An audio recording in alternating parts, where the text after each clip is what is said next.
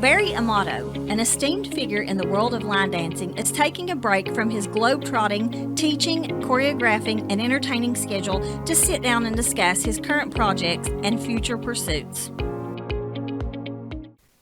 Thank you for joining me. Today I have Barry Amato with me in the studio. He is sitting down to talk about his legendary status in the choreography and line dancing industry. Barry, thank you so much for coming, taking time out of your very busy schedule to be here. Oh, thanks, Christy. It's great to be here with you. Yeah, so as I said, in doing my research, I read that you and your wife, Dari Anne, are actually royalty in the dance industry. Have you heard that about yourself? Well, I guess trying to be humble. I mean, I've heard that I read that in a magazine one time, and I thought to myself, "Oh no, really? No, not royalty."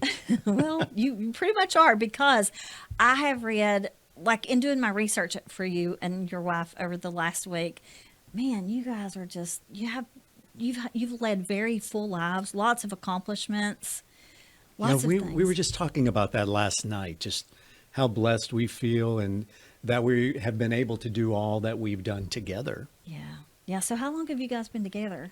We've been together 36 years. 36 years. Yes, and we've been married 27. Wow. Yeah. You know what? Like, I'm not trying to get in your business, but you don't look old enough to be married 36 Well, years. thank you. Yes, we just back in February we celebrated our 27 wedding anniversary. Wow, Yes. that's crazy, because I was thinking you guys were like 40. I mean, you look very young. She looks really young in pictures and stuff.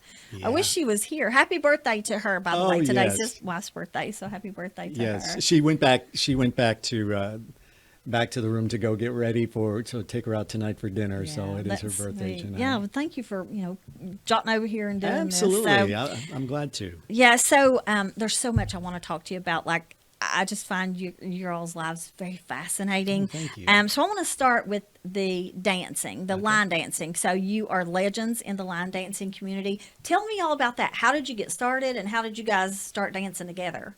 Well, that was a happy accident. Dari Anne and I we met at Opryland, USA, which is no longer in existence in Nashville, but it was a theme park there for quite a few years. And so many people don't even know that Opryland existed at one time in Nashville. And that's where we met. We were in one of the shows together.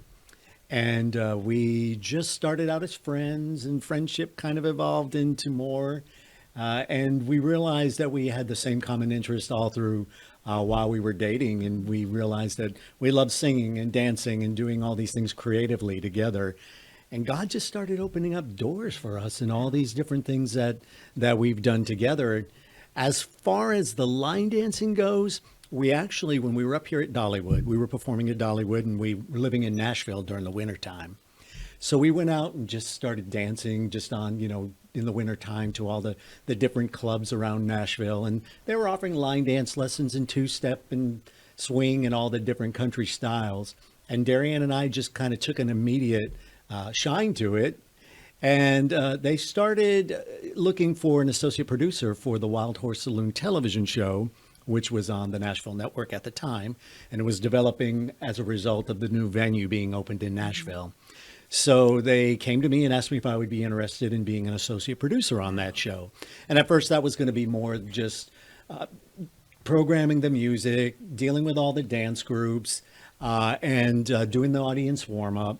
And eventually it came into one afternoon, we were sitting around in a production meeting, and our executive producer said, "We need something different on the show." He said, what do you all think? And I said, "Well, what if we teach some dancing on the show?"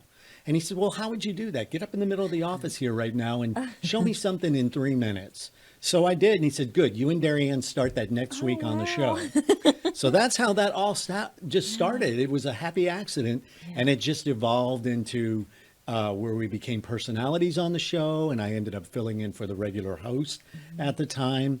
When the show went away, long story short, is that all these different events around the world realized that they had been watching us and wanted to invite us to come to their countries or to their states or to their organized events where we would start teaching. So we just started doing that. That ultimately led up to 47 weekends a year that we were traveling somewhere around the globe. Wow, that's 5 weeks off. We had 5 weekends off. Wow. Yeah, and a couple of more holidays. And so we didn't know if we were coming or going, but it was a wonderful time in our life. We did that for 10 years. And we just kind of carved this little niche with the country dance community all over the world that we still have relationships with and still do a lot of correspondence with them. Of course, we're not traveling like that anymore. But yeah, that kind of cemented us into that industry. Yeah, no wonder you're known as royalty. I mean, you've traveled the world, and listen, I know you teach people, but I swear you could not teach me. I can't. Like I have no talent. I have 2 left feet. I don't even know if I have feet, like, because I've tried to do. Listen, I see the reels on TikTok and Instagram and YouTube and all that, and I try to do that. I can't. Like I will kill myself if I try to do a dance. I don't know what's wrong with me. I'm like, how hard is it to do a dance? I just can't. And my memory, I can't remember it either. So, You know, if you had room and we didn't have the desk here, I would give you a quick little tutorial and I bet you'd surprise yourself. I don't know. But there's something I want to talk to you about. I know that I read that you choreographed the My People, My Music show at Dollywood. What years did you do that? Well, I was actually the director and the choreographer for that show. I did that particular show in 2018 and 19 and was getting ready to go into 2020. And then, of course, the good old pandemic shut that down. So we didn't get to move into the 2020 season.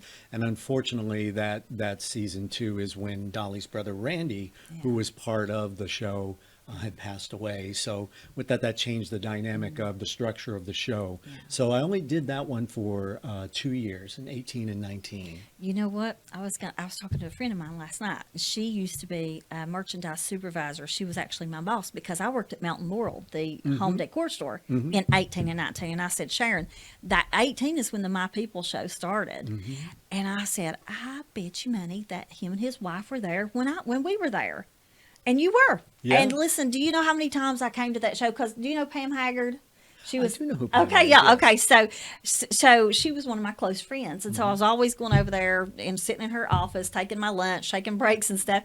And then, of course, when Miss Dolly would come, she would say, "Come on over," and she would sit me a couple of rows up because they clear the 2 rows in front and 2 rows behind. Right. But she would seat me as close as she could, and Yeah. but I loved that show, and I loved Randy and Heidi and everybody.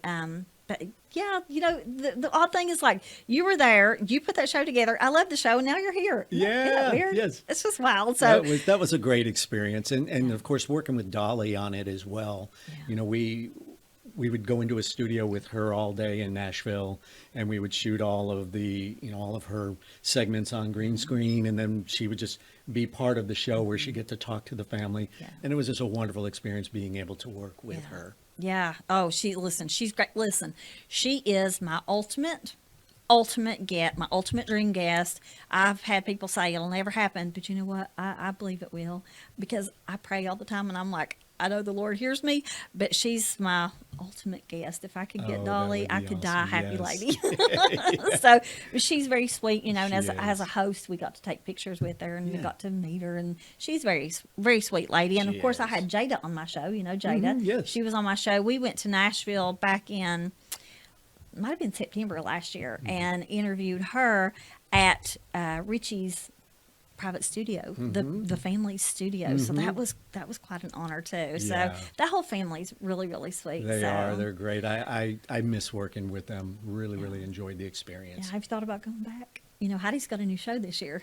Really? I haven't talked to Heidi. I haven't seen Heidi since she got married. Oh, okay. So yeah, I'd love to see her. Every time I get up here and we're in the throes of producing Country Tonight, it's such a month-long process for us to get that show going, and I never get a chance to get out and see everybody in the community that we've made all these relationships with throughout the years. Yeah, because you're so busy doing your own thing. Correct. That's how I am too. I mean, it's like people will come from back home in West Virginia. They'll come down. They'll say, "Do you want to have lunch?" I'm like, "I wish I could, but I'm just covered up doing my thing, so barely get time for family." Right. So I want to talk about some of the awards that you've won in the dance industry. What do you call it? Dance industry, line dancing industry, or it's just the country dance industry, just like all the different genres of dance have their own ballroom, swing.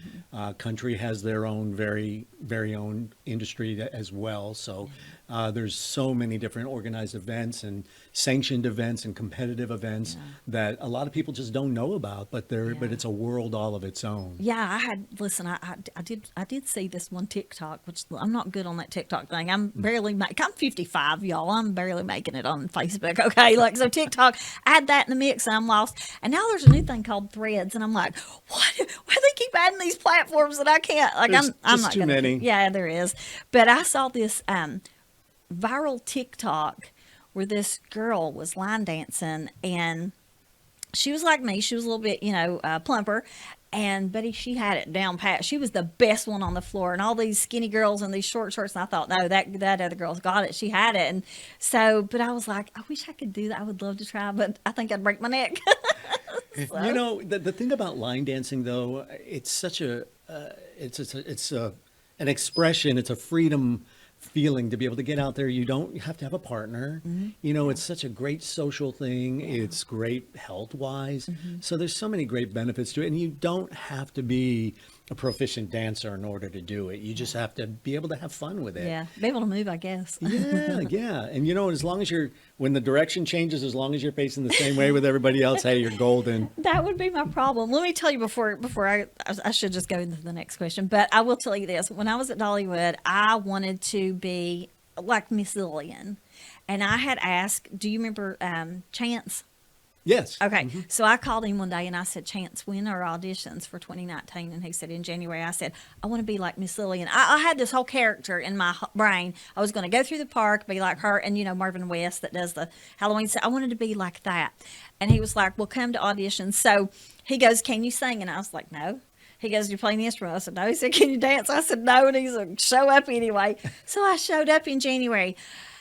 I remember the Dream War was full. It was like a 2-day thing. They were full. And all these people who could have been my grandkids were there in their leotards and their tights and their dance shoes. And these were the legit people. And I'm sitting there in jeans and a blouse and tennis shoes.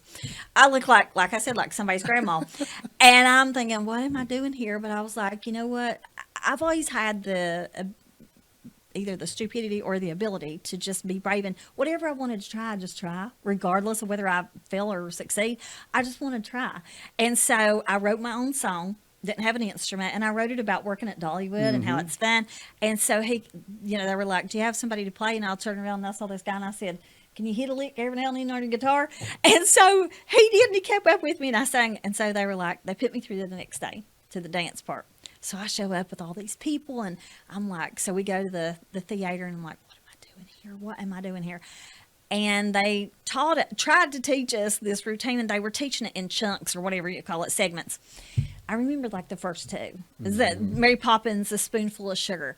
And after that, I was lost. But I stayed, and I had to get up there with a group of like 5 other girls, made it complete fool of myself, sat down in the audience and cried. But I was like, you know what? I tried, though. And that's something, it's a memory I'll have forever. But, Absolutely. So I'm just not, my brain can't remember past like 2 8-step segments or whatever. It just can't. But it was fun. So, I can see where you would have fun like that, performing. I mean, that would make me happy to perform for people, Oh yeah. It's such a gratifying feeling, to be able to bring some kind of happiness and give people just, a sense of escape for just a short period of time for whatever they may be going through in life, and just bringing a smile to them. Yeah. That's a great thing about being a performer. It is. Yeah. I mean, I love going to the shows because like when I would be having a hard time at work, or not a hard time, Dollywood was fun. What am I talking about? But sometimes the guests, you got 30,000 people in the park, and they just kind of get to you. And I would say, Pam, can you get me into the show? And she'd say, yeah. And I would spend that next like hour and a half, just chilling out and relaxing, and it felt good. So, but so I want to talk about some of the awards that you've won. Man, you guys are really accomplished. So you won the World Dance Championship Favorite Line Dance Choreographer, and then you won the Las Vegas Dancers Choice Awards Male Choreographer and Teen Choreographer of the Year. That's major. That was going back a few years when we won those awards. Yeah. And they were all so to speak, I guess you could call them fan voted. They were all based on the dancers voting on those. Yeah. So it's an honor to be able to, be recognized by the people that you're actually teaching. Yeah. Yeah, that's fantastic. So, what award have you won that you felt like, okay, this cements my place in this industry, or this it really felt like you had arrived? What was there a particular award or? I would have to say, and this is probably going against the grain, Darian and I have always tried not to validate ourselves on the awards. They've always been nice, but at the end of the day, it's about, again, the joy that we get, that what we bring to people doing this. And to us, that is the true award. I know you can't take it down and hold it, you can't dust it, but it's just the feeling, that's the feeling of accomplishment for us. I would say over any of the awards that we've won, it would just be being able to create the relationships and the moments that we've had one-on-one with these people, from traveling to Japan, traveling to South Africa, to traveling to Hawaii, and just seeing the same common denominator where everybody gets out on the floor and you get to take them through something and create with them and bring them to a level of accomplishing something like that. That's the true award for us. I'm not surprised that you said that, and I'll tell you why. Because everybody I've had on my show who is a true performer, whether it be singers or authors or whoever, they always agree that it's not about this, how many books you sell, how many albums you sell, any award you win. It's actually being able to perform and make people smile. Correct. And you know what? I'm not surprised that you said that. So there's a feeling that, like, I love to cook. And so when I cook a big dinner for family or whatever, especially at the holidays, just seeing the people, my family eat it, that makes you feel good. It brings joy to you, yeah, yes. it does. And so anything you can do to make people happy matters more than like an award or whatever. And I talk to people all the time, and it's like, it's not about being famous. It's about doing what you love and making people happy with it. And that's a level of success in itself. Because we know so many people in Nashville who have come to Nashville trying to grab that brass ring and they want to be the next superstar, but they're making music. Yeah. They're making their way in the world. They're making a living, or they're doing something creatively. And I look at them and say, you have succeeded. That is success. You don't have to be at the top of the game in the industry in order to say you're successful. Absolutely. That's like when I had the Tennessee's Next Country Star, of course we had the top 12, and then the fans voted, or the viewers voted. They texted over a course of 2 weeks. They texted who they wanted to see in the top 3. And then Amy, my executive producer, had to send out the email, sorry, you weren't chosen. But that doesn't mean that's the end of the line or whatever. There's still, as long as you just keep doing what you love, you're, like you said, you're successful. I mean, because that's all we can do anyway. It's not about finally arriving somewhere. It really is about the journey. And I know that sounds cliche, but it really is But it's about the true. journey. Yeah, it's true. So I want to talk about some of, because I actually saw a clip of you talking to the Mandrell sisters. Yes. Oh my gosh, that would have made me so happy. So tell me some big names that you've worked with. Like you've choreographed videos, correct, for Country Yes. Stars? Yeah. Well, from Pam Tillis, Louise Mandrell, Shadazy, a group that was out years Yeah. ago. A lot of the different things, we haven't done as much in the music video scene.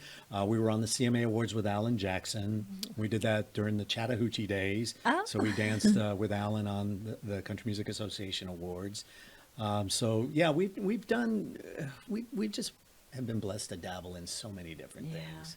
Yeah. We really have. Your life kind of sounds like mine a little bit, because like listen, as you can tell, I've not been trained. That's no surprise to anybody watching me.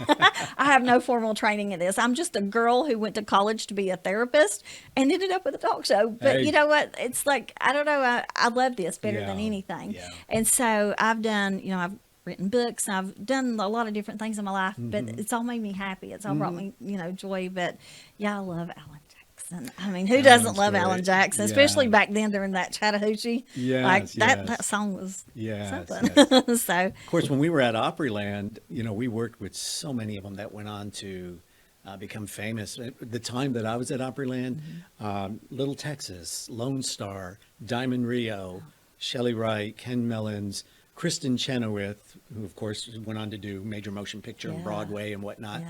All of them, we were all working together at Opryland, and we got to see the fruits of their labor going on and become big stars in their Yeah. chosen industry. Yeah, she's huge on Broadway. Like, you Kristen know, I is- saw her in, I think she might have played on the episode of Frasier once, Mm-hmm. many years ago. And then she just became this Broadway hit. Like, Mm-hmm. she is really good. She's really good. Yeah, so. Dari Anne and her are big buds. Oh, that's. Yeah, they got to do a big duet number together in the show they were in at Opryland. So there's some special years Yeah. with some of those folks. Yeah, I would say, like, you know, you have all these memories that are great. You need to write a book about that or do a documentary or something about your lives, you know? Oh, wow. She- Well, thank you for saying that. Well, we do have a book. But it's a children's book. Oh, okay. Yeah, we Oh. had a golden retriever, and his name was Timmy. And Timmy during COVID got cancer, and we had to say goodbye to him. Yeah. So part of the process of getting through that whole period of time and losing him, we wrote a children's book about him called Timmy and the Fantastics. And Dari Anne is quite the artist, and she illustrated the entire book. Wow. So- You guys are multi-talent. Like you, listen, you know, some people have one or two talents, but God gave you all of them. I mean, He gave you guys all of them. Oh, That's we're fantastic. just very blessed. I'll have to order that book because, you know, that, It's been a lot to us because we based the book on Timmy's first day of school, and because before he passed, we had to have one of his legs amputated. Oh. So we based the book on his first day of school, going to school, thinking he was just like all the other dogs, Yeah. and come to find out he gets bullied because he only has 3 legs. Yeah. So the story is based more on acceptance and acknowledging and inclusion. A lot of what doesn't happen nowadays in school. Yeah. So a lot of kids are now learning from Timmy's story, Yeah. and that means a lot to us, that we can take something that was very tragic to Mm-hmm. us and personal to us, and we can we take it and make it for the good Yeah. now for young people. You know, because today I can't imagine being in school today and going through what kids have to go through know. today. So Yeah. this message that in this book has really spoke to a lot of young Yeah. kids. and it helped you through your grief. It really did. Yeah. It You know, did. I try to do that too. Like if I'm, you know, I had my best friend passed away last August unexpectedly from a heart attack. And it's been tough because she was such a huge part of my life for 38 years. She was 20 years older than me. She was like a mom to me. And, so I've tried, like I started writing poems about her, and I thought one day I'll compile these and put them in a book and dedicate it to her children, you know, and her grandchildren. So, but I love that. I'll definitely have to order that. So, Well, yeah. thank you. So now you're at Country Tonight Theater, and that's here in Yes. Pigeon Forge. Yes. Tell me what you're doing there and how long you're going to be there. Well, this is our 4th season where we are the writers and producers of that show. Oh, wow. So every year we storyboard and write a brand new show. Right now we are in the throes of getting ready to open the show on the 28th, a week from this. Yeah, we only got a little over a week Yeah. before we open. So we do that every year. So we're up here the month of March. And then we come back in October where we have to produce the country show, the Christmas show. So the first half is the seasonal country show, and then the second half becomes the Christmas show. That Christmas show at Country Tonight Theater is huge. Like I see that every billboards, poster, like everywhere you look, you see that. So you do that? You and your wife do that? We're just the sole producers. Wow. We've got a talented cast of singer, dancers, comedians, the band, everything over there that just bring it to life. And it just always amazes me that something that we can put on paper that they can just bring it to Yeah, life that way, and absolutely. it looks as amazing as Yeah. they make it look. That's fantastic. I bet you guys are tired with all you do all year long. When you love what you do, Yeah. it you get tired just like Yeah. doing what you do, but you love it. Yeah. But it's a good tired. It's an accomplished feeling of being tired. You know? It is. And like we talked about making people happy, that's all that Yeah, matters. absolutely. So I do want to kind of go back a little bit to what you talked about. You were the host of, was it the Wild Horse Saloon show? Yes. Or okay, so Yeah. so you already told us how you got that, right? So how did you feel? Like I've watched, listen, I may have even watched that show before because when I went looking for clips of it, I was like, I think I used to watch this. But you are such a natural. Do you think that, because I was like, how does a guy go from line dancing to hosting a show and being so natural? Especially you were talking to this guy on the baseball field, and I'm like, I want to be that natural. I'm not like that. I'm a hillbilly sitting here doing a talk show. No, you did but, great. but like you were so good at that. So how did you? Were you always that good the minute you picked up the mic? Funny that you should ask me that question because I've always had a dream of being a game show host. Really? And back in the mid '80s, a couple of the members that worked for the national network approached me and said, "We'd like to kind of start grooming you." I was only like 22 years old at the time. And they said, "We'd like to groom you for future. Maybe there'll be an opportunity where you could be a host of something on TNN." So we went out to LA together and we met with an agent out there who wanted to represent me as a game show host. And we went to backstage to Password and Wheel of Fortune and all that, and just so I could get a feel for all that. And it's something I hung on to all these years. And then I realized I'm 22 and I don't want to live in LA by myself. I just started dating Dari Anne. I want to, be here with her. And I knew that God just really wanted me to stay put and just really focus on what he had in store for me in Nashville. So fast forward when the opportunity with TNN opened up and I had the opportunity to start hosting that show in place of the regular host when she wasn't there, it gave me the bug to want to be an MC. Yeah. And that eventually opened up the opportunity for me to be a Grand Ole Opry MC. I did that for 2 years. And then I did 8 years as the Nashville Sounds baseball stadium MC as well, the one that you were just Yeah. talking about. So it wasn't something that I knew I could be good at. It was something I felt I had to develop. So I watched a lot. I watched people like Ryan Seacrest and Pat Sajak and all, and just their relaxed demeanor of being conversational when they were being an MC and not being, "Hey, Mr. Ron Radio here." Yeah. And that's how I just started trying to find my feet on, just kind of watching people that I really admired and how they presented themselves as an MC. Yeah, I try to do that too. Like I love Ellen DeGeneres and Oprah Yes. Winfrey. Like I love them. But even when I was at Old Red that night, I was so nervous on stage. I was like, y'all, I'm not Oprah Winfrey. I'm not Ellen DeGeneres. I can't be them, but I do love them. I think I can learn from them, but hopefully, one day, because I've only been at this for less than a year, so hopefully one day I'll not be green anymore. But you were just such a natural at it. I was like, gosh, this guy you can do anything. So, Oh, well, thank you. I but appreciate that. so with all of your accomplishments that you've looked back at over the years, what is the one thing that you and your wife have on your professional bucket list that you want to do before you retire? Well, first of all, we don't ever plan on retiring. Oh, good. Yeah, we want to be like a Betty White, Clint Eastwood, Yeah. Robert Redford, all of them that are well into their 80s and 90s. Of course, Betty, God bless her soul, passed on.